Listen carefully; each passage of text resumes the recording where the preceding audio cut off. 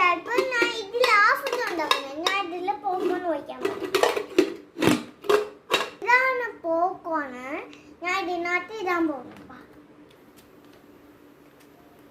Gas കത്തിച്ചു. ഇതാണ് cooker. ചൂര ഇങ്ങനെ ആവും.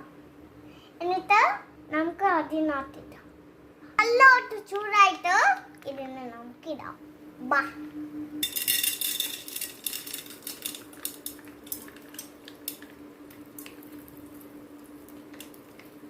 ചോദിക്കാൻ പോകുന്നത്. അപ്പോൾ എനിക്ക് ഭയങ്കര ചൂടാണ്.